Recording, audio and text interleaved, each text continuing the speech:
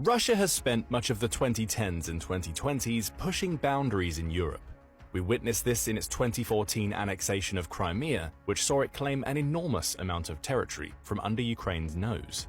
Of course, the Ukraine war followed almost a decade later, with Russia having been embroiled in that conflict since February 2022. However, it's a mistake to assume that Ukraine is the only target of Russian aggression.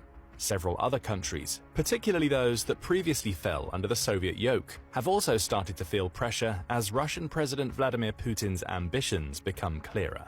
Finland is one of those countries. Unbeknownst to many, Finland has been the subject of a hybrid warfare campaign conducted by Russia for several years, with Putin clearly trying to push boundaries and exert his influence in the Nordic country. But Finland won't take Russia's constant prodding and poking lying down. It's preparing aggressive action, especially after a series of incidents that have let the country's leadership know that it's a target for Putin. That brings us to the main questions we'll answer in this video. What is Finland planning, and why is it gearing up to potentially fight against Russia?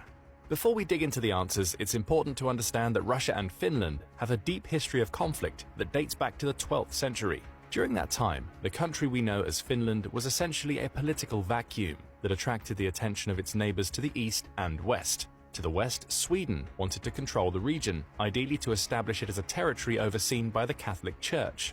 In the east, Russia was eyeing the same patch of land for a similar reason, only it wanted to establish rule based on the tenets of the Greek Orthodox Church. Thus, the first wars over Finland involved Sweden and Russia, with the results being a peace treaty signed between the two nations in 1323. Sweden took most of Finland, though Russia didn't leave empty-handed. The treaty at least gave Russia portions of East Finland. Still, Swedish rule pervaded for several centuries thereafter, marked by numerous cultural shifts. Though Finland adopted Swedish